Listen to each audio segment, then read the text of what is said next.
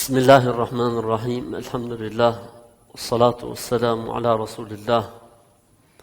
Me emrin e Allahut, të gjithëmshirshmit, mëshiruesit, falenderojmë Allahun Zotin, krijuesin e botrave. Mirësitë dhe bekimet e Zotit qofshin mbi dashurin e Tij dhe të dërguarin e Tij Muhammedin sallallahu alaihi wasallam, si dhe mbi të gjithë besimtarët dhe besimtarët që ndjekin dhe pasojnë rrugën e Tij deri në ditën e gjykimit. Allahumma inna nas'aluka al-janna wa ma qarraba ilayha min qawlin aw amal wa na'udhu bika min an-nar wa ma qarraba ilayha min qawlin aw amal. O Allah, o Zot, ne kërkojmë prej Teje xhenetin, sa ti më gjallë, o Allah, na mundso që të punojmë, të veprojmë dhe të sillemi ashtu siç i ka hije banorëve të xhenetit. O Allah, na ruaj nga zjarri i xhenemit, sa ti më gjallë, o Zot, na mundso që të ruhemi nga çdo gjë që mund bëhet sebeb për të dënuar në zjarrin e xhenemit, për fjalëve, për veprave apo për sjelljeve. Allahumma aslih lana dinana alladhi huwa ismatu amrina wa aslih lana akhiratana allati ilayha ma'aduna wa aslih lana dunyana allati fiha ma'ashuna. Allahumma waj'al al-hayata ziyadatan lana fi kulli khair waj'al al-mauta rahatan lana min kulli sharr. O Allah, o Zot, na forcoj imanin dhe besimin ton. O Allah, o Zot, na rregullon punën e ahiretit ton. O Allah, o Zot, na rregullon punën e kësaj bote, se këtu po jetojmë. O Allah, o Zot, bëj jetën tonë shkak dhe sebeb që me të na shtohen sevapet dhe të mirat. O Allah, o Zot, bëj vdekjen tonë shkak dhe sebeb që me të na ndërpriten gjunahet dhe mëkatet. Allahumma ij'alna mimman qala fihim nabiyyuka sallallahu alaihi wasallam majtama'a qaumun fi baytin min buyutillah yatluna kitab Allahi aw yatadarasunahu fima bainahum أو يذكرون الله عز وجل إلا نزلت عليهم السكينة وغشيتهم الرحمة وحفتهم الملائكة وذكرهم الله في من عنده. O Allah, na bëj neve për aty në njerëzve për cilët pejgamberi sallallahu alaihi wasallam ka thënë, sa herë që besimtarët mblidhen në një shtëpi për shpijave të Zotit, për të lexuar Kur'anin ose për të përmendur Allahun, mëshira e Zotit derdhet mbi ta për jetën qetësi shpirtërore, mbulohen nga melajket e Zotit përmend atij ku është ai, e kur çohen një zotret nga qielli çohuni, se Zoti u ka fal gjunahet, gjithë ato që i keni pas, Allahu u ka kthyer sevape. Qofshim ne pjesë e kësaj mirësie të Zotit. Amin. Jemi sërish në udhëtimin ton, duke u lumtuar mbi hadithet e zemrës. Flasësh për zemrën është rrezik i madh, sepse rrezikon jetët e njerëzve. Flasësh për zemrën do të thotë vlerësim shumë i madh, sepse njerëzit vlerësohen nga zemrat e tyre. Pejgamberi sallallahu alaihi wasallam në shumë hadithe flet për zemrën. Për gjëra interesante është një libër i cili quhet El-Arba'in El-Qalbiyya, 40 hadithet e zemrës. Siç keni dëgjuar 40 hadithet e Imam Nevojut, janë 40 hadithe që flasin vetëm për zemrën, që do të thotë përmendet në këto 40 hadithe fjala zemër. Imam el-Maqdisiut rahimahullah, Zoti e mëshiroft, i cili ka jetuar para 8 shekush. Gjë që tregon se dietarët e Islamit i ka kushtuar shumë rëndësi kësaj teme. Edhe më të vërtet, po të rregullohet kjo gjë në trupin e njeriu, është rregulluar dhe është në rregull gjithçka. Po të prishet gjithçka. Siç ta pejgamberi sallallahu alajhi wasallam, ala wa inna fil jasadi mudgha, idha salahat salaha al jasadu kullu, idha fasadat fasada al jasadu kullu. Po të rregullohet gjithë shneti dhe trupi, e po të prishet gjithë shneti dhe trupi, me kuptimin që ka rol të veçantë dhe ka ndikim të prekshëm, sepse për ndryshe ka dhe gjymtyrë të tjera, të cilat po të preket shneti i njeriu dhe trupi i tij. Po si zemra, nëse mëlçinja ta jep sinjalin për një kohë shumë të largët, e nëse stomaku ta jep sinjalin për një kohë shumë të largët, zemra ta jep sinjalin, po edhe ndoshta s'len kohë fare mu menu, edhe kur e merr vesh që njeriu ka ikë nga kjo botë në botën tjetër, me atë që quhet vdekja me njëhershme. Për shembull të Kiametit ka thënë pejgamberi sallallahu alajhi wasallam, është vdekja me njëhershme, pra do të shtohet shumë ndër njerëz vdekja e papritur. Dhe vdekja e papritur, ndryshe nga ajo që mendojnë populli, ikur e hat pa vujt, konsiderohet azab, Vdekja e papritur do thotë nuk ka dhënë fara afat më u pendu, me reflektu, me botobe istighfar. E më e keqe se vdekja e papritur në kohën tonë është vdekja e paparalajmëruar kur të gjithë e dinë që ti ke për të vdekur dhe s'tregon kush. Kjo është më e keqja dhe më e dhimbshmja. Sepse ata mendojnë se ti po të tregojnë të bëjnë nerë dhe të bëjnë mirë, sepse kjo do të ndikon të shumë keq tek shëndeti yt. Po faktikisht kjo është, siç thot populli, thik me dy presa. Si tregon, edhe i mendon se do të shërohet, e kjo nuk i lën mundësinë për të penduar, për të reflektuar, për t'u kthyer Zotit, për të rregulluar raportet e tij me Zotin apo me kërku hallallikun për njerëzve etj. Po mund të ketë edhe pak efekt negativ që është fakti që kur e merr vesh ai mund të bëhet më keq.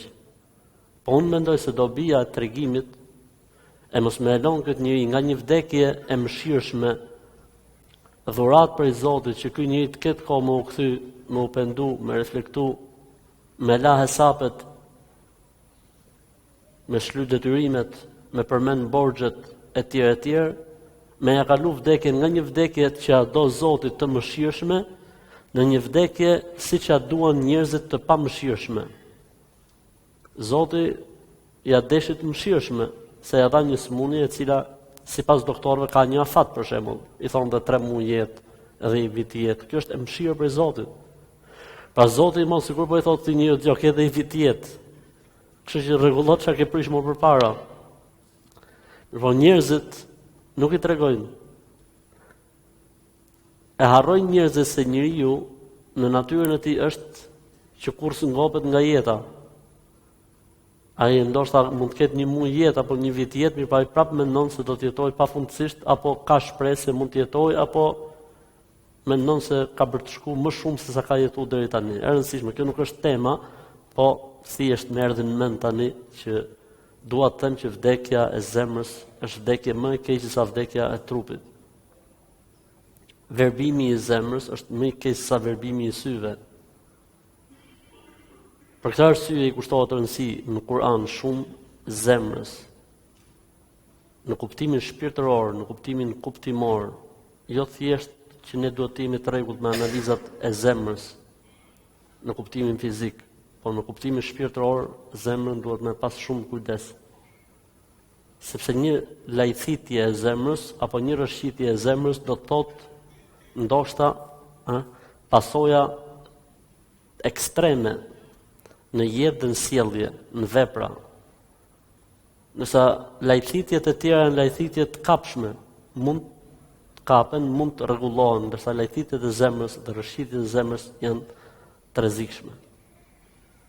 Dhe hadithi thotë në cilën ne do të mundohemi ta shpjegojmë inshallah, është një hadith prapë interesant që prapë trajton zemrën, edhe pejgamberi sallallahu alajhi wasallam këshillon shokët e tij për problemet e zemrës.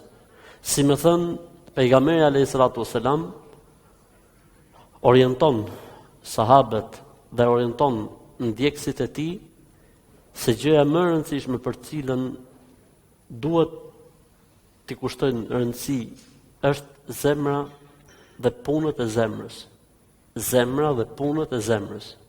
Sepse aty fillon gjithçka, aty është e fshehur gjithçka tek zemra.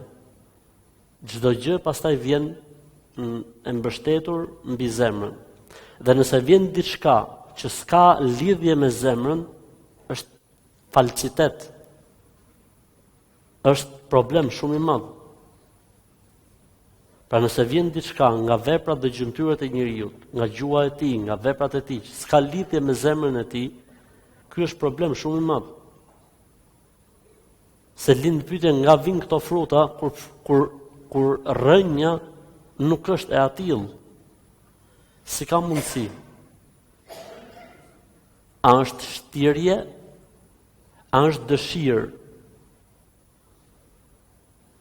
Për këtë arsye, puna më e mirë që mund të bëjë njeriu në jetën e kësaj bote është që vazhdimisht të merret me zemrën e tij.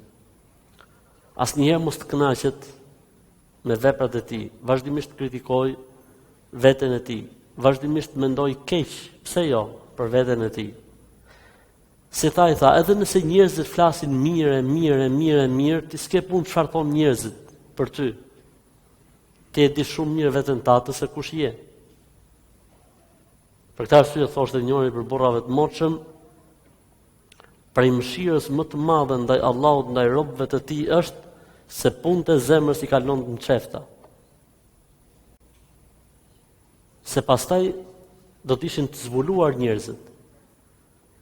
Kështu që Zoti i kalon njerëzit mbuluar dhe punët e zemrës nuk i din askush tjetër veç Zotit. Dhe ky është një, si më thon,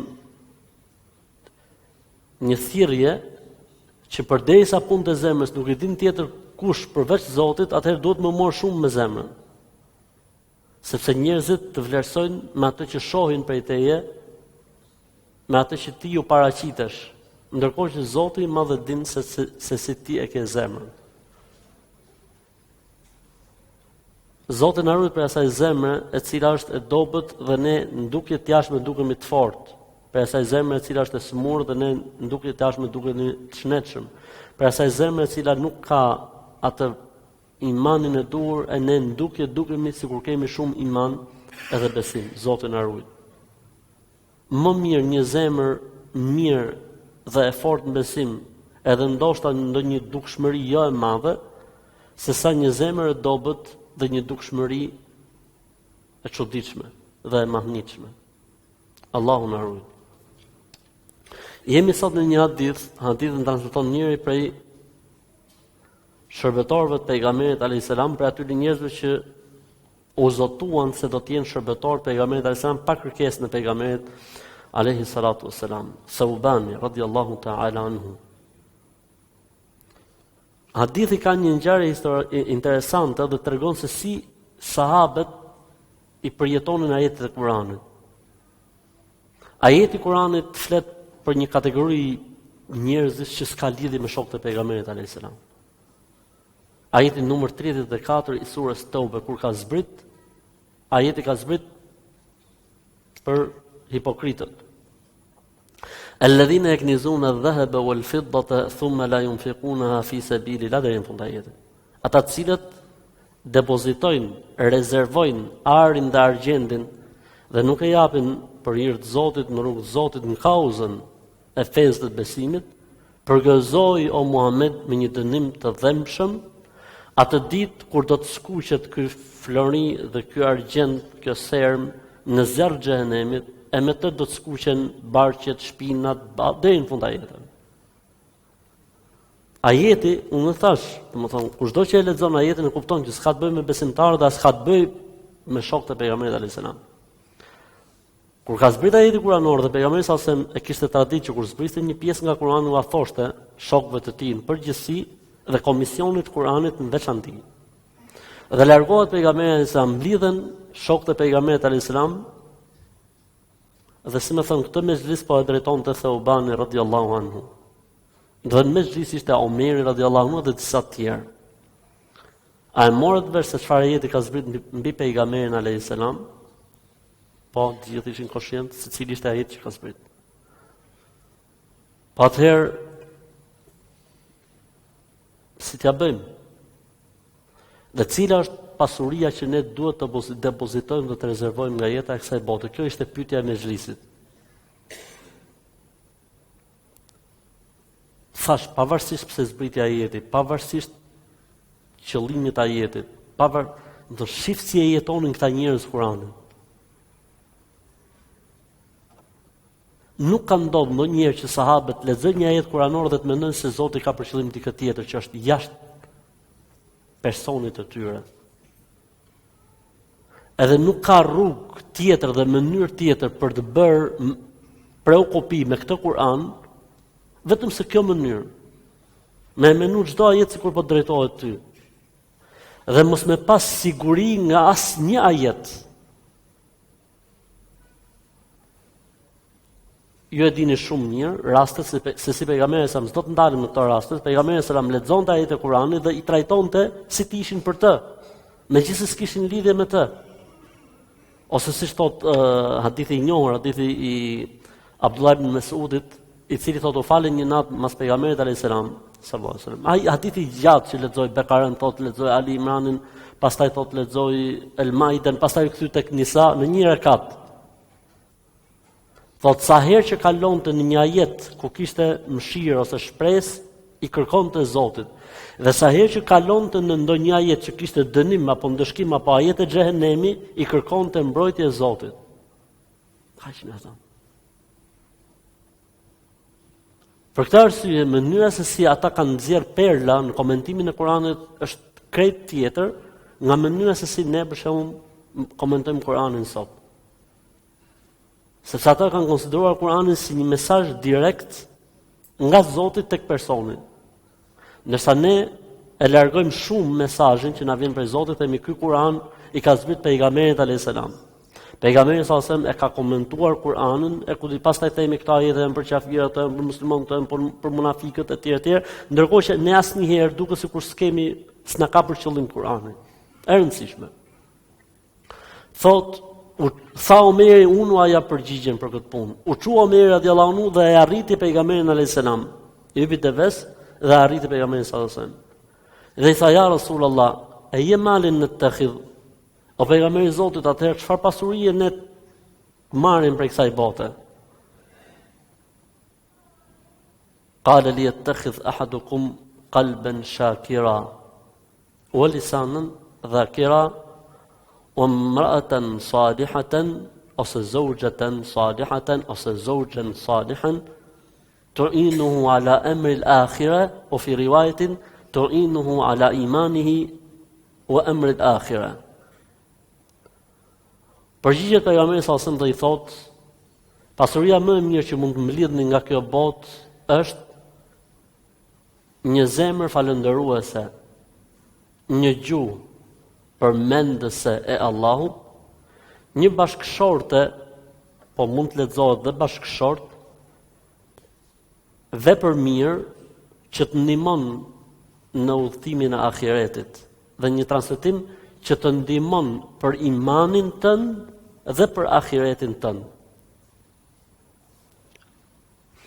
Le të ndalemi pak tek Thaubani, siç kemi bërë tradit, lexojmë pak mbi jetën e sahabiut i cili transmeton hadithin. Në këtë rast është Thaubani, pavarësisht se dëshira ishte të ndaleshim tek jeta e Omerit, mirë po transmetuesi është Thaubani radhiyallahu ta'ala. Historia e tij është interesante. Ka qenë në një kohë kur pejgamberi sallallahu alajhi wasallam jetonte në Mekë dhe Thaubani shitej në treg si skllav. Pejgamberi sallallahu alajhi wasallam, duke qenë se kishte raporte të mira me bashkëshorten e tij Hadithet radhiyallahu ta'ala anha, në një tregti pati shumë fitime dhe e merr Thaubanin, e blen nga tregu dhe i thotë je i lirë. Ai thotë ti më dhe lirin, unë du që t'jem me ty sa t'jet jeta. I thotë pejgamberi sallallahu alajhi wasallam, dëshira është bëj si duash, po nuk e ke për obligim një gjë të tillë. Dhe Thaubani është për aty në sahabëve radhiyallahu ta'ala anhum që kanë pranuar Islamin qysh në Mekë radhiyallahu ta'ala anhum. Për gjërave interesante është se pejgamberi sallallahu alajhi wasallam ka përgëzuar Thaubanin me një përgëzim shumë interesant, shumë të veçantë. I ka thënë pejgamberi alayhi salatu wasalam se ti je min ehli bejt. Ti je prej ehli bejtit. Fjala ehli bejt në kuptimin islam ka dy kuptime. Ehli bejt besimtarët nga gjaku i pejgamberit alayhi salam. Ehli bejt besimtarët nga gjaku i pejgamberit alayhi salatu wasalam. Dhe ehli bejt quhen të gjithë besimtarët që ndjekin pejgamberin alayhi salatu wasalam. Pra ehli bejt në konceptin islam ka dy kuptime. Ehli bejt familja e profetit, dhe çdo besimtar quhet familja e profetit. Ky është kuptimi i gjerë i fjalës ehli bejt. Dhe kuptimi më special, më specifik i fjalës ehli bejt në kupton gjakun e pejgamberit alayhi salatu wasalam. Kështu që ajo që na ndihmon neve për këtë kuptim dhe për këtë dallim të fjalës ehli bejt është hadithi i Selmanit radhiyallahu anhu dhe hadithi i Thaubanit radhiyallahu ta'ala anhu. Në të dyja rastet pejgamberi sallallahu alajhi wasallam dy njerëz që nuk janë nga gjaku i tij i ka quajtur ehle bejt, familja e profetit. sallallahu alaihi wasallam. Në një transmetim tjetër ka thonë bishart me një kusht, en la ta'ti bab sultanin fatas'ala. Do të jesh prej gjakut tim ose prej familjes time, pra do të kesh hukmin, ligjin, do të trajtohesh si ti jesh nga ehli bejti, po me kushtin që mos trokasësh në derë në ndonjë sultani, mbreti, prisi, udhëheqësi, e të kërkosh prej tij. Për gjërave interesante që tregohet nga jeta e Thaubanit, ka qenë një ditë pejgamberi sa me një grup sahabesh. Fa qala men yatakaffalu li an la yas'ala ahadan fa atakaffalu lahu bil janna. Kush më garanton se s'ka për të kërkuar për njeriu sa të jetë gjallë, dhe unë i garantoj atij xhenetin. Fa qala Thauban ana ya Rasulullah. Tha Thaubani, unë o pejgamberi i Zotit. Dhe ka transmetime të sakta se Thaubani radiallahu ta'ala gjatë gjithë jetës, derisa ka ndruar jetë, s'ka kërkuar asgjë nga njerëzit. Sa që i binte diçka dhe ishte në majt dhe ves, ose ishte në pemë, dhe sitoj të kujt ma jep, zbriste dhe e merte. Radiallahu ta'ala anhu. Po mirë, do thot në njone, a ka në një të keqe që njeriu të kërkoj për dikujt diçka që ai ka mundësi me të dhonë, si me thonë në të i përshëllë, ma e pak së relapsin. S'ka se lloj problemi fetarisht. Sepse ne e dim shumë një që të kërkosh ndihmë për krijesave në diçka që kanë mundësi ta bëjnë krijesat është absolutisht halal dhe lejuar. Ti e ke në Kur'an. Musa alayhis salam i tha popullit, kush Musa, Dhulqarnaini i tha fa'inuni alayh, më ndihmoni. E tjerë argumente sa dush që tregojnë se s'ka asnjë problemi. Është e vërtetë që s'ka problem. Mirë po, ka një lloj edukimi që quhet edukimi special. S'ka problem, ama mos më kërku është më e mira. Mos më shtri dorën është më e mira. Mos më ul fytyrën është më e mira. Si me thonë, kjo fytyrë që i kërkon Zotit nuk bëhet çorap për krijesat. Nuk bëhet e ulët për krijesat, se ul vetën. Jo se ka problem fetarisht, jo se është gjuna apo mëkat. Jo, ideja është e edukimit të njerëzve që mos t'i përulen, mos t'i nënshtrohen kujt tjetër përveç Allahu xhël xhelal. Punët t'i kenë vetëm me Zotin e gjithësisë. Për gjërave të bukura nga jeta e Thaubanit radiallahu anhu, kanë qenë duke u kthy nga haxhi me pejgamberin alayhis salam. Dhe normalisht unë kam thonë dhe herë tjetër, sahabët pjesën e dynjas e kanë vujt. Se kanë pas problem shumë pjesën e dinit dhe të imanit, kurse ne kemi të kundërtën. Nëse vujmë shumë pjesën e dynjas, po kemi problem ke pjesa e dinit dhe imanit. E shef pejgamberi sa sem Thauban radiallahu anhu, i cili po hante diçka, po hante me shumë kursim. Ishte një, si më thonë, një copë mishe, kishte qetë edhe po hante me kursim se do të bësh në rrugë, do të ktheheshin nga haxhi. Tha pejgamberi sa Allahumma aslih lahu lahma. Tha o Zot, rregulloja mishin. Thot Thaubani, kam hongër mish, jam kënaq deri në Medinë, thot nuk më mbaroi mishi. E zuni duaja e pejgamberit alayhi salatu wassalam. Për gjëra interesante nga jeta e Thaubanit është transmetuesi i hadithit ku vjen një burr tek pejgamberi alayhi salam beduin. I thot pejgamberi nga ka ardh, thot nga filan vend. Thot ai musliman, thot po jam musliman. Thot si është puna e muslimanëve atje? Thot ai beduini, thot ne thot jemi bërë musliman si zonë, kemi filluar të falemi. Thot pejgamberi po si faleni? Si shkon puna namaz? Dhe fillon të pyet pejgamberin. Kur ai tregonte pejgamberit sallallahu alajhi wasallam se si falshin namaz, se si faleshin me xhamat, se si ishte orientuar puna me xhamie, me të gjitha, thot Thaubani pash gëzimin në fytyrën e pejgamberit alayhis salam, filloi të shkëlqente fytyra pejgamberit sallallahu alajhi wasallam. Pastaj më thirrri, tha ma boni me shenjë. I shkova, tha shko tek Aishja dhe pyete, a ka gjë për ta prit kët mikun për drek sot? Thot shkova tek Aisha radhiyallahu anha dhe i thash, i ka ardhur pejgamberi sallallahu alajhi wasallam një mik. A ka gjë me prit mikun? Tha nëna besimtarve Aisha, pasha Allahun që pejgamberi sallallahu alajhi wasallam e ka çuar me të vërtetën, s'kemi gjë në shtëpi, jo për mikun, pas për vete. Tha dhe shkova tek të gjitha bashkëshortet nënat e besimtarve dhe të gjitha më jepshin të njëjtën përgjigje, jo për mikun, pas për vete. I thash pejgamberit sallallahu alajhi wasallam thot me shenjë që s'kemi. Ai thotë kuptoi se pejgamberi sallallahu alajhi wasallam po kërkonte diçka, po s'po kishte. Tha pejgamberi sallallahu alajhi wasallam, thirr filanin dhe merr delen e filanit, si më thënë. Thotë solla dhe aty s'kishte asgjë. Po ta shifshe ishte zero. I vuni duart pejgamberit sallallahu alajhi wasallam, bëri bismillah, u mbush ajo plot, thotë. E mbushi pejgamberi sallallahu alajhi wasallam enën dhe gjëja e parë që i dha ishte mikut. Piu mikut 2-3 herë, 2-3 tasa, si më thënë. Pastaj tha ma dha mu. I thash jo mu. A mirë ta çoja bashkëshortëve. Mbaruan punën ato, i funit fare thotë, piu pejgamberi sallallahu alajhi wasallam. Tham mu, thash jo ti. Piu pejgamberi sallallahu alajhi wasallam thotë, dhe kur piu pejgamberi sallallahu alajhi wasallam, mas pejgamberi sallallahu alajhi wasallam thotë mora unë dhe piva aty ku kishte pi pejgamberi sallallahu alaihi wasallam. Pastaj thotë urdhëroi që të largohet delja tek të zotët e vet. Për gjërave interesante që ka treguar se u bani nga pejgamberi alayhis salam është hadithi 70.000 njerëzve nga ummeti i pejgamberit alayhis salam që do të hyjnë në xhenet pa hesab, pa llogari, pa pyetje dhe pa kaluar asnjë sprovë për sprovave ditë gjykimit. Ai hadithi 70.000 ne e kemi dëgjuar të gjithë, por ky është një 70.000 tjetër. Thotë, në këtë 70.000, çdo një mishe merr me vete edhe 70.000 tjerë. Do të hyjnë nga ummeti im në xhenet 70.000 njerëz, cilët nuk do të japin as hesab, as llogari dhe s'do të kalojnë asnjë sprovë për provave ditës gjykimit. Çdo 1.000 prej tyre ka të drejtë të marrë me vete dhe 70.000 të tjerë.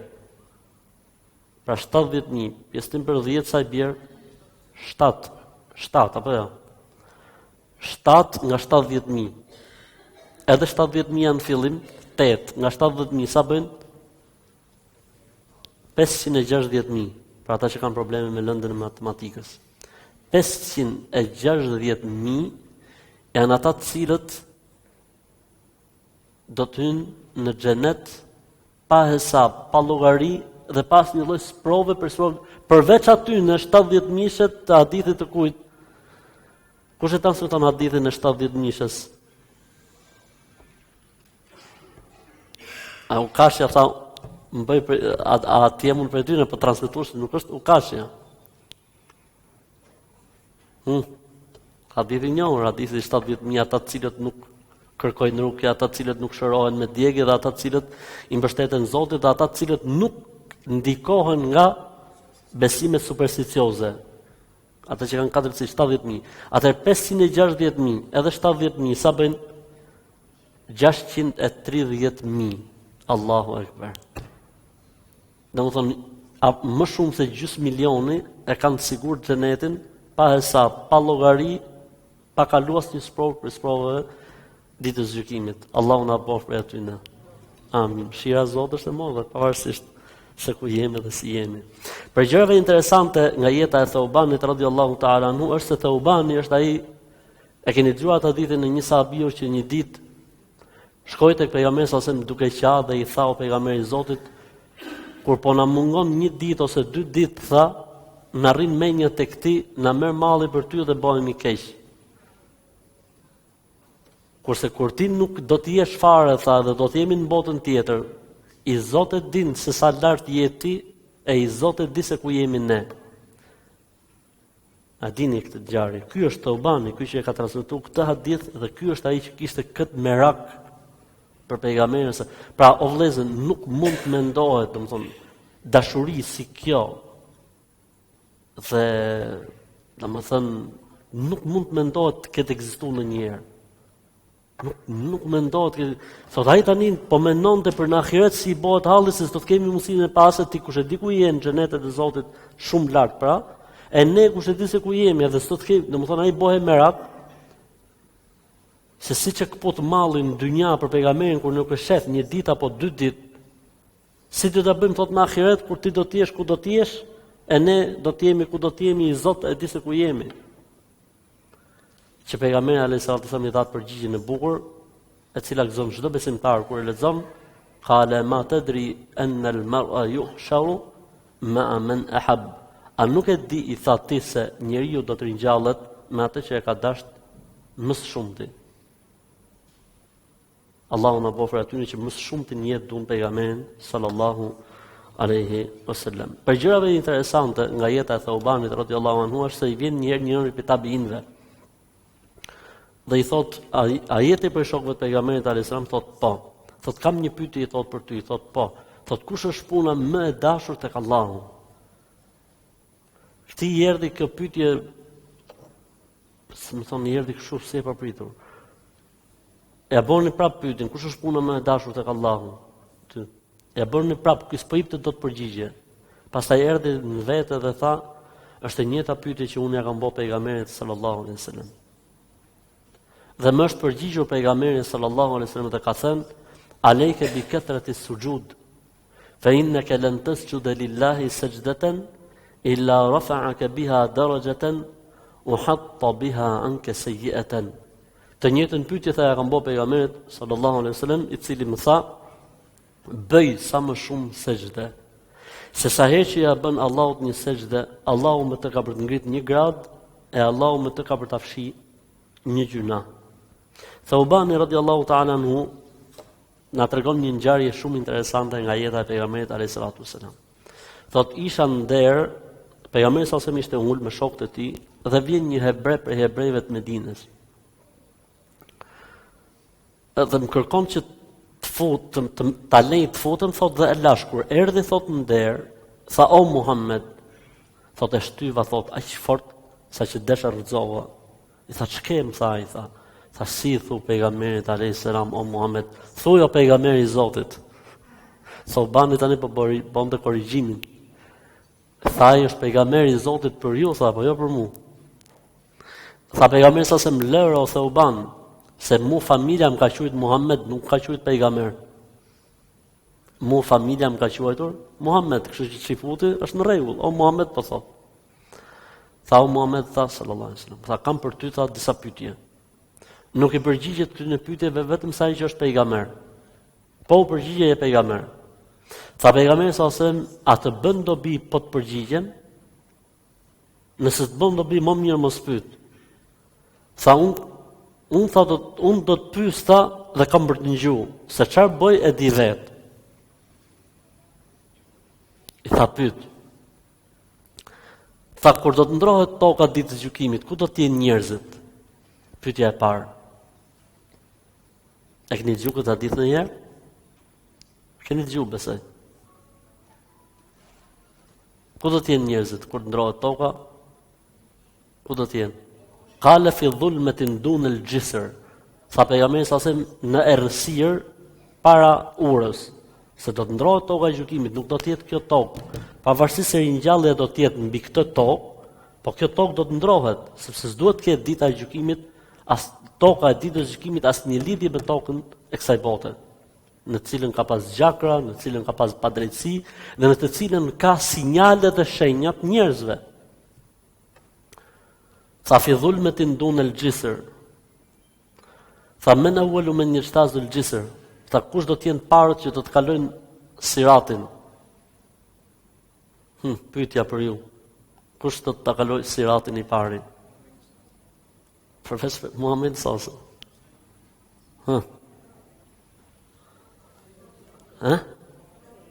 Ase do foldi. Ishte instinktivisht. Tha fuqara ul muhajirin. Tha fuqarit e muhajirëve.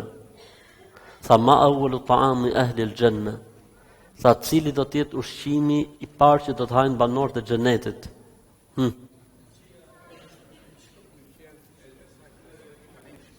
Balenës e peshkut.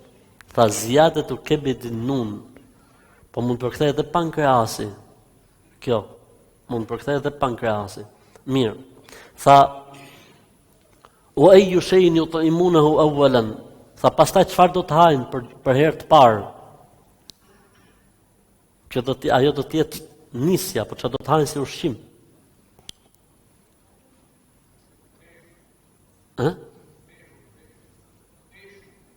E iku pra peshku, e hongru. Tha do të theret kau i xhenetit, ai cili po ushqehet në këto momente me cepat e xhenetit. Ushqimi i parë, si më thonë dreka e parë e xhenetlive. Tha o ma awwalu sharabin yusqunahu. Tha dhe pija e parë xhenetlit që do të pinë xhenet, kush është? Cila është? Cila është? Kautheri, atë do ta pinë ditën e gjykimit. Rezervuari i Kautherit. Po flitet në xhenet tani. Selsebila. Burimi selsebil. Tha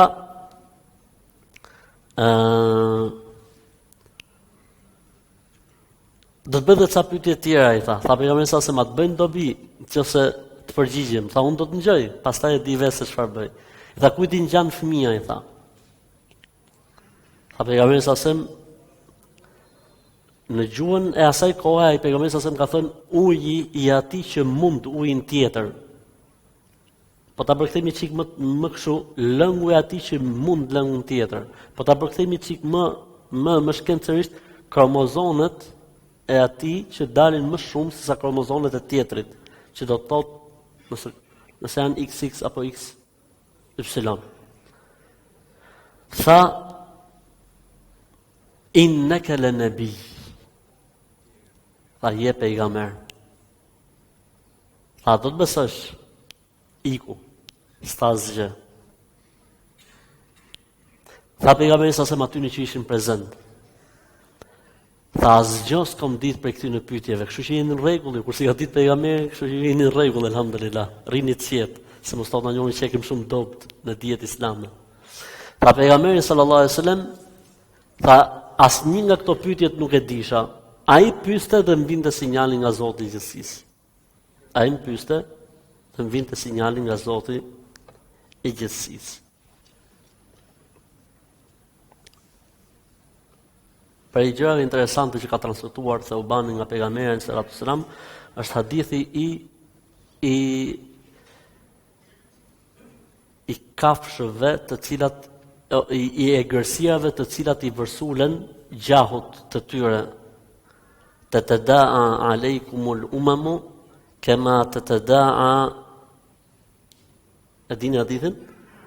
Do t'ju vërsulen siç i vërsulen kafshët e egra gjahut.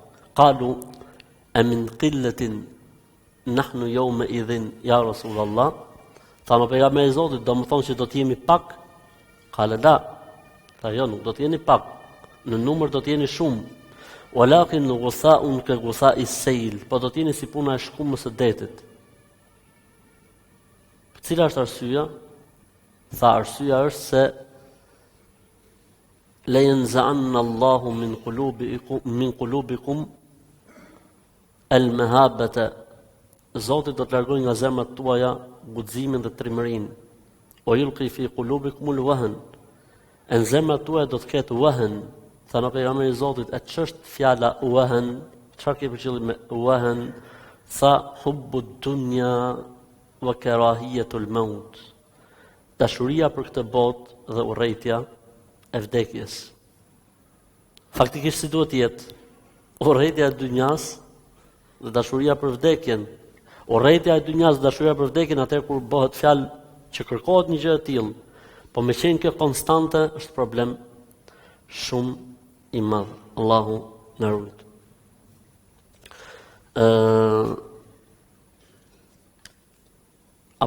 Thaubani radiallahu ta'ala anhu ka ndruar jetë në vitin 54 të hijretit, ka ndruar jetë në Hims, pra në Siri radiallahu ta'ala anhu, Zoti qoftë i kënaqur prej tij. Ky ishte transmetuesi i kësaj ngjarje, ishte Thaubani maula Rasulillah sallallahu alaihi wasallam.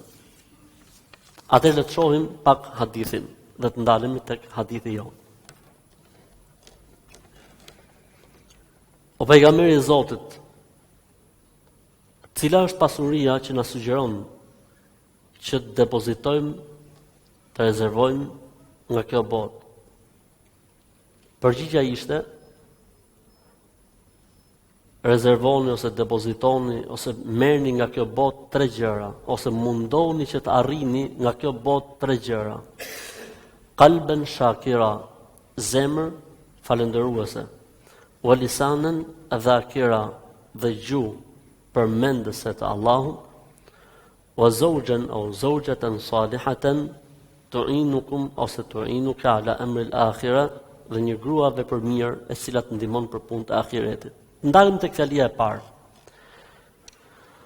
zemër falëndëruese. Domethënë ka zemër falëndëruese dhe zemër jo falëndëruese. Ka zemër mirënjohëse dhe zemër mos mirënjohëse. Njeriu është i çuditshëm. Njeriu kur jeton të mirat e Zotit dhe kur jeton me të mirat e Zotit, i duken sikur këto të mirat e Zotit janë të obliguara të ekzistojnë në shërbim të Tij.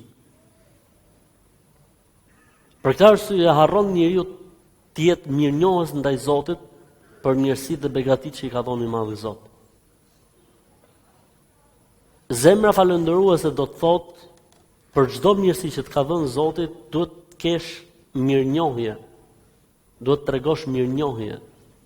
Duhet ta ndjesh se kjo mirësi është prej Allahut xhel xhelalu. Po do thotë më njëri për shembull që nëse unë kam arrit vet, jam lot, jam mundu, përpjekja, mundi, djersa ime, studimi im etj etj. Kjo është e vërtetë dhe nuk e mohon askush. Kjo dëshirë dhe ky vullnet dhe kjo mendje për të menduar kështu, ndryshe nga dikush tjetër, është dhuratë për të Madhit Zot. Është dhuratë për të Madhit Zot. Ai i cili t'inspiroi për të qenë këmbgulës për një punë, për një zanat, për një profesion, për një shkollë etj etj, ai që të ka inspiruar, ai i cili ta ka dhënë fuqinë dhe forcën, ai i cili t'i ka çelë horizontet është Allahu xhel xhelalu. Pastaj janë shumë gjëra të tjera që s'kan bëjnë me ty fare. Vendi ku jeton, trupi, ambienti, jeta, vdekja, shneti, smundja, e shumë gjëra në jetë që nuk kanë lidhje fare me ty. E mbi të gjitha këto qëndron një mirësi tjetër, e cila është mirësia e çeljes së syve. Pra udhëzimi është dhuratë speciale, ta ka sjellë i Madhi Zot nga Arshi. Dhe ti shef botën me të gjitha ngjyrat reale që ka bota. Ndryshe nga njerëzit e tjerë që lexojnë çdo gjë me dy ngjyra, bardhë dhe zi. Çdo gjë lexojnë në synin e interesit. Edhe ne çdo gjë lexojmë në synin e interesit, po një interes i cili te i kalon kufit e kësaj bote. Se në fund fare dhe ne interesit i bëjmë zmet, apo jo? Por themi, duam kënaqim Allahun sepse shpresojmë në mirësitë e Tij, shpresojmë të fitojmë xhenetin e Tij, duam që Zoti të na ruaj nga dënimi i Tij i kësaj bote apo i ahiretit. Në fund fare interesi është gjithçka, po interes i lidhur me vetveten dhe interes i kufizuar me këtë botë dhe ka interes jashtë interesave të kësaj bote. Ky është interesi i besimtarit. Liyattakhidh ahadukum qalban shakira. Zakonisht kur flitet për falënderimin, çfarë thuhet? Falënderimi është tre llojesh: falënderimi me zemër, falënderimi me gjuhë dhe falënderimi me gjymtyr. Falënderimi me zemër çfarë është? Ky që po thot pejgamberi sa çfarë është? Pasuria më e mirë është të kesh një zemër thot mirënjohëse ndaj Zotit, një zemër falëndëruese ndaj Zotit. Çdo të thot kjo? Pra një zemër e cila e kupton se çdo të mirë e ka prej Zotit. Çdo dhuratë është prej Zotit. Një zemër që e din se të mirat që i vijnë i ka prej Zotit. E ndjen me shpirt që e kanë prej Zotit. Çdo gjë tjetër mbas Zotit është pastaj. Dhe Zoti është i pari dhe i vetëm. Dhe çdo gjë tjetër që vjen mbas Zotit konsiderohet shkak dhe lëvizje mekanike. Po inspiruesi dhe dhuruesi dhe krijuesi i vërtet i kësaj mirësie, i kësaj dhurate është Allahu xhel xhelalu. Pra gjëja e parë që i shkon në mendje është Zoti dhe e konsideron çdo gjë prej Zotit. Për këtë arsye kanë thonë njeriu është në dy sprova, në sprovat e vështirësive dhe në sprovat e mirësive. Sprovat e vështirësive janë të sprovuara me sabër dhe sprovat e mirësive janë të sprovuara me falënderim dhe mirënjohje. Njeriu është i çuditshëm në të dyja rastet, mundohet që t'i japi zgjidhje absolute vetë. Kur ka situata të vështira etj, mundohet të gjej shkakun, arsyeën etj, e si pasojë të bëhet i varur tek ato. Po edhe kur i ndodh një gjë e mirë dhe mirësi, mundohet që t'i gjej shkakun dhe arsyeën dhe të harrojë Allahun xhallal xhelal. Qala hadha min fadli rabbi liyabluwani a ashkuru am akfur. Kjo është një mirësi e Zotit ndaj meje që po më vën provë. A do të jem mirënjohës apo mos mirënjohës? A do të jem falëndërues apo jo falëndërues? Një zemër falëndëruese do të thotë të jetë muhbite.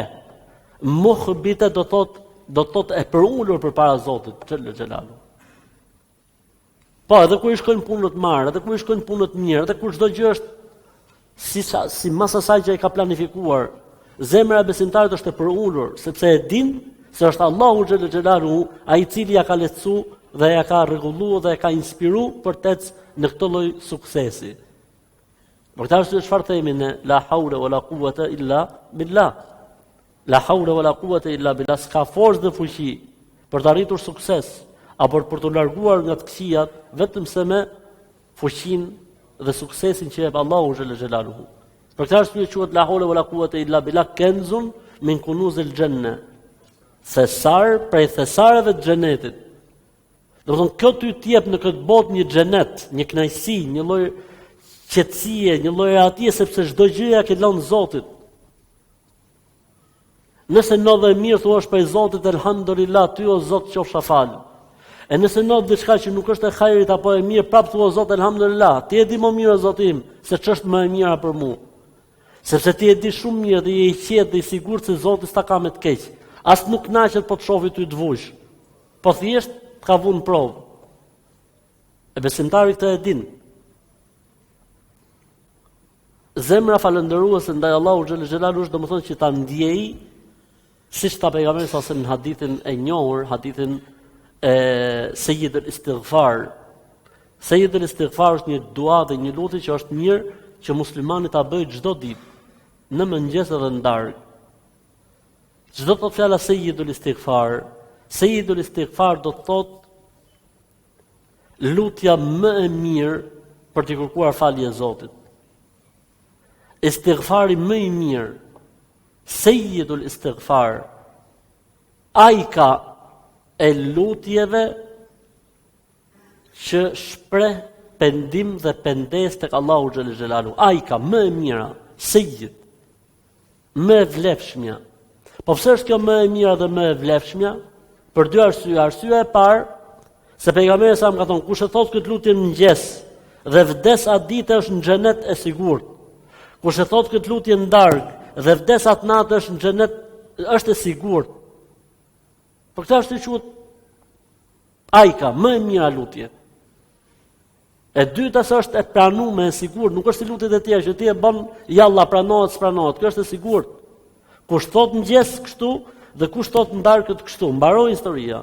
Nuk ka kushte kjo lutje. E qartë, për këtë arsye quhet Sayyidul Istighfar. Çfarë ka brenda Sayyidul Istighfar? Ka pikërisht këtë që po ne themi tani. Është ndjesia e mirënjohjes thellë në zemër. Për të mira dhe për të këqijat. Çfarë tha në këtë lutje? Çfarë thuhet? Allahumma anta rabbi la ilaha illa anta khalaqtani wa ana 'abduka wa ana 'ala ahdika wa wa'dika mastata'tu. A'udhu bika min sharri ma sana'tu. Abu'u laka bi ni'matika 'alayya wa abu'u laka bi dhanbi. Faghfir li fa innahu la yaghfiru adh-dhunuba illa ant. O Allah, ti je Zoti im, nuk kam Zot tjetër përveç teje. Ti më ke krijuar dhe unë jam rob i yt. E unë o Zot po mundohem, filloj thyrja. Deri tani ishte në rregull. O Allah, ti je Zoti im, ti më ke krijuar. Unë nuk kam Zot tjetër përveç teje. Deri këtu ishte kështu drejt. Tani filloi thyrja. Wa ana 'ala ahdika wa wa'dika mastata'tu. Ndërsa unë o Zot po mundohem të marrem premtimit dhe besës që të kam dhënë aq sa kam mundësi. Abu'u laka bi ni'matika alayhim, tok fare robi, ra. I pranoj o Zot me shpirt dhe me zemër të gjitha të mirat që ti më ke dhënë se unë i kam prej teje. E bu'u leke bi ni'metike alej, e a'tarifu min samimi qalbi. I pranoj se të mirëqëna prej teje të gjitha të mira dhe begatit që ti më ke dhënë o Zoti im. Gjoj tani, u abu leke bi dhambi, e i pranoj o Zot nga thellësia e zemrës dhe e shpirtit të gjitha gjunahet e mia. I kam bo o Zot gjitha, s'mohoj asgjë prej tyne. Patër çka kërkon prej Zotit? Faghfirli, më fal o Zot.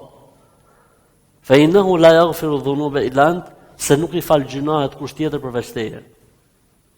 Nëse e thun mëngjes, vdiqja atë ditë, xhenetin e ke të sigurt. E thun darkët, vdiqja atë natë, xhenetin e ke të sigurt. Ky s'është prej meje, se mos thosh në njëri zburoi diçka Ahmed Kalaja. Jo vallahi. Kjo është fjala e pejgamberit alayhi salatu wassalam. Sallallahu alaihi wasallam. Ti tani përpara se të vazhdojmë hadithin, a kupton ti sa jemi koprac me veten ton apo jo? Ose me gjuhë më rurale, sa të pavjefshëm që jemi ne? Çfarë kushton me e thonë këtë dua? Sa më mori kohë mu kjo duaja që e thash? Sa më mori kohë? 2 minuta kohë? Po mira, nuk ja vlen me e ble xhenetin për 2 minuta? A nuk ja vlen me e ble xhenetin për 2 minuta? A kupton domethënë se sa ne jemi shumë për Zotin e Madh, shumë koprac, shumë zemërgur, shumë çuditshëm me veten tonë për Zotin e Madh. Do si ka mundësi që një besimtar ta dëgjojë këtë lutje, edhe nga ky moment derisa të vdesi mos ta bëj këtë lutje? Si ka mundësi që ta dëgjojë dikush këtë lutje dhe ta besojë se kjo është fjala e pejgamberit alayhis salam dhe tripa e bë derisa të vdesi? Njeriu është i çuditshëm, njeriu është i çuditshëm.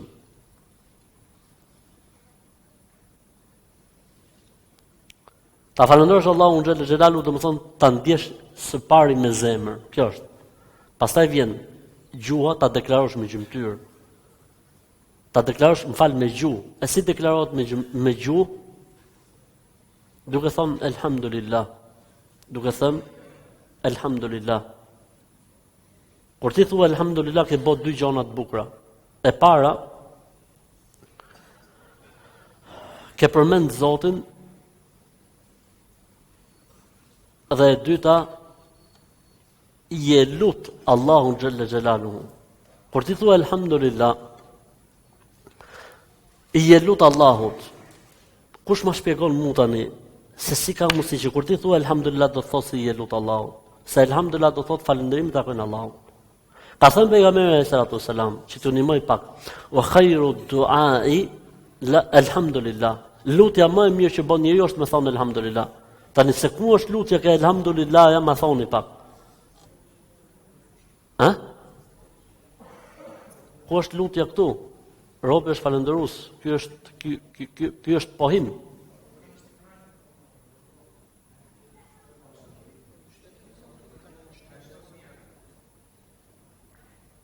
Allul. Rri aty, komentoje pak. Je ke 9, këto të tjerët ke 5, ke 4, ti je ke 9, vetëm ka ngel me drejtuj çik dorën më mirë. Se kur ti thua elhamdulillah, çdo më thon elhamdulillah shqip. Ka thon Zoti i Madh, kur ju falënderoni unë do t'u ashtoj të mirat. Kur ju falënderoni do t'u ashtoj të mirat. Pa kur ti thua elhamdulillah, faktikisht je duke u lut. O Zot më shto edhe më shumë. Allahu Ekber. Alhamdulillah. Falënderimi qoftë Allahut, alhamdulillah. Për këtë arsye pejgamberi sallallahu alajhi wasallam ka thënë, për gjërave më të bukura që Allahu don më shumë është falënderimi. Doni gjë tjetër më të bukur? Ka thënë pejgamberi sallallahu alajhi wasallam në një hadith, i cili është hadith i rrallë. Unë e konsideroj për haditheve më të rralla që mund të ekzistojë. Thot, s'ka gjë më të dashur tek Allahu se sa falënderimi dhe lavdërimi i tij, për këtë arsye ka krijuar krijesat e tij. Allahu Ekber. A kupton ti që kur e falënderon Allahun do të thonë se je në linj, je ke linja, jetë tek arsyeja pse Zoti ka krijuar gjithçka.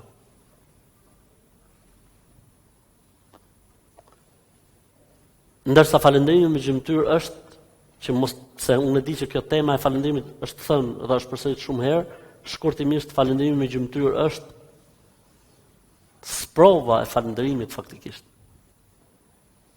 Se punë e zemrës, se sa e falënderon me zemër dhe sa e ndjen me zemër, të s'ka laborator në botë që ta zbuloj. Po sa e thu me gojë, prap atë vetëm i Zotit di se ti ndoshta e lavdëron Zotin, thu elhamdullah kur jemi këtu në takime apo kur jemi duke bë muhabet. Edhe këtë prap se din kush. Ndërsa sprova e vërtetë e falënderimit Allahut është falënderimi me gjymtyr. E çdo thot me falëndëru Zotin me gjymtyr, shkurt. Një fjali shumë e shkurtën është mos i përdor gjymtyrët për të hidhruar Zotin. Kaq. Kjo fjalia mos i përdor gjymtyrët për të hidhruar Zotin është sfida e jetës. Është një fjali shumë e shkurtën, por që ka brenda gjithë jetën. Tha pejgamberi alayhis salatu wasalam, le të themi edhe një herë tek hadithi, tha wa lisanan dhakira, pasuria më e mirë, zemër falëndëruese, gjuhë përmendse të Allahut xhallal xhelalu. Ç'lidhje ka zemra falëndëruese me gjuhën përmendse? Zemra falëndëruese do të thotë se e ndjen Zotin për çdo mirësi që i ka dhënë në çdo moment. E si pasojë, srin gjua pa e përmend. Është njësoj si njetë në kësaj bote, robi kë përmend më shumë, atë që do më fort. E ke pa gjyshin ti, 1-2 përmend nipçen, ose përmend besën. Se me atë është i lidh shumë, gjëja më është drejt për të është ai për momentin, ose ajo. Edhe përmend më shumë ti. Ose e ke parë dikëti që bëhet i fort me në njonin, rrje përmend herë mas herë. E që më mori filonin telefon. Ja sa ti krejt fiki përgjigje filonin. Ky faktikisht nuk e ka fort hallin aty sa do me tregu se domethënë ka lidhje shumë, me qenë kujdesi çik se keni do ta dini se keni të bëni. Pra njerëzit në përgjithësi përmendin atë që janë shumë të lidhur me të. E nëse besimtari shumë i lidhur me Zotin, gjëja më shumë që përmend është Allahu xhallahu xhelalu.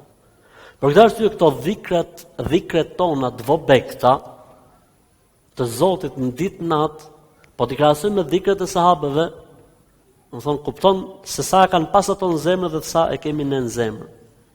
2000 herë thot, 3000 herë, 2004, 3004 në ditë natë. Kurse ne themi mashallah të 12-shën, atë 12 rekate, elhamdulillah se kom lënë në herë, elhamdulillah. Thamë elhamdulillah që 12 rekate, elhamdulillah më gjë e mirë është. Unë elhamdulillah pa 300 herë në ditë, ja, subhanallah 300 në ditë, elhamdulillah 300 në ditë, Allahu ekber 300 në ditë. Ai thot 3000 në ditë, gjithsecila. Do thotë ndonjëri, po mirë valla këto ku kanë hungur, ku kanë pi, si kanë jetuar këta njerëz. Është një sekret që quhet bekimi në jetë dhe në kohë. Është një kohë, ju mos kujtoni se koha e sahabëve ka qenë 240 orë në ditë. Edhe ata 24 orë kanë pas ditë natën. Mirë po bekimin Zoti ja ka pasdhon ta tillë që i mbyllshin punët shumë në kohë pak. Për këtë arsye ka thënë pejgamberi sa në hadithin e saktë, për shenjave të kiametit ka thënë është se do të shkurtohet koha. Si do të shkurtohet koha? Domethënë ditnata do të vi duke u shkurtuar nga 24 orë, 23, 22, 20, 12, 10 orë ditnata. Jo. Ka për qëllim do të shkurtohet koha, domethënë bekimi i Zotit në kohë. Bekimi i Zotit në kohë. A vetë koha? O lisanën dhe akeren një gjuhë që e përmend Allahun. Kjo gjuha që e përmend Allahun ka i gjotë mirë në krahasim me adhurimet e tjera, se nuk kërkon prej njeriu punë, as shkëputje nga puna. Para se më hongër bukë me thonë bismillah, çfarë të kushton? Mos i marron bukën me thonë elhamdulillah, çfarë të kushton?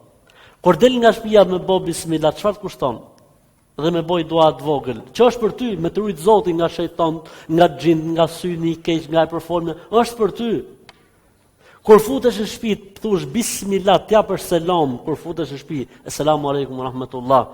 e të bësh i dua të vogël që Zoti të udhë bereqet, marsi, të shuj Zoti llafet, problemet e bone se bone ku ishte të zerdhe sot pa ta thonë gjitha këto kur ti bën duan zhduken gjitha. Edhe ty ndoshta ato mbartjet negative gjatë ditës kur e bën duan të zhduken dhe nuk kërkon qiqra në hell si thot populli për familjarëve në shtëpi, po edhe ata kanë për të reagatu prej kërkesave tua që ti mund të kërkosh çodira kur shkon në shtëpi. Kur futesh në banjo, me thonë bismillah, çfarë kushton? Kur del prej banjoje, me thonë gufraneke, çfarë kushton? Se kur themi në dhikri i Allahut, kujton në njëri se dhikri i Allahut do të thonë mos më fol mbas njëri pse jam të bëj dhikr. Jo më jo, dhikri i Allahut do të thotë ca gjona shumë të thjeshta, të vogla, po me i bë edukat. Kjo është ideja, me i bë edukat. Dhe në gjona shumë të thjeshta, po të analizosh, pshertiu dikush dhe tha elhamdulillah, ti thosh elhamdulillah, përmend Allahun, mbaroj puna. Pra nuk është një çudi e madhe, nuk është një filozofi e madhe me përmend Zotin. Fjalët më të dashura tek Allahu janë subhanallah, elhamdulillah, la ilaha illallah, Allahu akbar. Kaq. Çat kushton ty në ditë me i bë nga 1000 herë, asnjë gjë nuk kushton. Po jo thosë unë nuk i numëroj dot, merr i palë të zbis, ka problem, merr një nga ato numëratorët elektronik. U boj mi, stop, fillo tjetrën, stop, boje. Se nuk është një çudi e madhe, me thonë 1000 herë subhanallah, do të thonë me të marr nga jeta jote e shtrenjtë 4 minuta e 47 qintat. 4 herë nga 4 minuta e 47, sa bëjnë? Bëjnë 18 minuta e 25 qintat. Ja vlen për Zotin. Ja vlen, ama që do të thotë kjo? 4.000, ke Zoti sa shkruhen? Sa shkruhen? Sa pra? Shumë keq matematik për Zotin. 4.000 herë 10, 40.000. Këto 40.000, qa do me thonë në gjuhën e fesë? Këto 40.000 do me thonë mund të shuajnë 40.000 gjunove që ti ke bon ditë. Pse ka na i trim prej nesh që bon 40.000 gjunove në ditë? S'ka më rëlla, po ne mi që dhe një gjunove qapë, në këtë dere me bon 40.000. Mund bëjmë 20, 50, 60, 400, më i keqin mesin tonë, mund bëj 400 gjunove në ditë. Ti po ta bësh të gjë 4.000 herë, 40.000 gjunove. Po mirë më bëgën bë 400, atëherë 40.000, heqim 400, sa bëjnë? 39.600. Apo jo? 39.600. Po mirë këto që 39.600 që s'kan çat fshin, çan nov me këto? Allahu të nga i gradë 1, 2, 3, 4, 5, 6, 39.599, 39.600 gradë lartë. Po edhe nesër po ky muhabet, edhe pas nesër po ky muhabet, a kupton ti? Për këtë arsye tha pejgamberi sa, aty tregoj për diçka që është më e lehtë për trupin dhe për njeriu sa me dhon ardh argjend. Më një herë thonë ato, po çfarë është më e lehtë? Tha me përmend Zotin, kaq. Me përmend Allahun xhelalu, gjë që jetu shku në punë, jetu ardh prej pune, jetu prit diçka, jetu prit një email, jetu prit një përgjigje. Subhanallah, subhanallah, subhanallah. Mos i numëro më burr se s'ka problem. S'ka problem, me leku i numëro. Edhe mos i numërove ti mos kujto se me leku i ngatroi numrin, ai e di. Sa shkoi numri, thot 712, s'ka problem. Po do të thosh se unë e kam bën me 1000. Po s'ka problem kurse i bëni 100 i ditë, nuk ka problem. Pse i bëne 894 i ditë tjetër se kompensoj njëna tjetrën. A rëndësishme të veja si detyrë vetestate, veja si detyrë vetestate. Atëherë na ka ngel fjalia e fundit. Inshallah taala gjë që do të ndalim në të në mësimin e ardhshëm, inshallah taala, po do të marrim hadithin, edhe pas hadithit do të marrim këtë fjalinë e fundit, ose ndoshta mund të bëjmë të kundërtën, plotësojmë këtë fjalinë që na ka ngel dhe pastaj futemi tek hadithi i ri. Zoti ju shpërblet më të mirë. Subhanakallahumma wa bihamdika nashhadu an la ilaha illa anta nastaghfiruka wa natubu ilayk.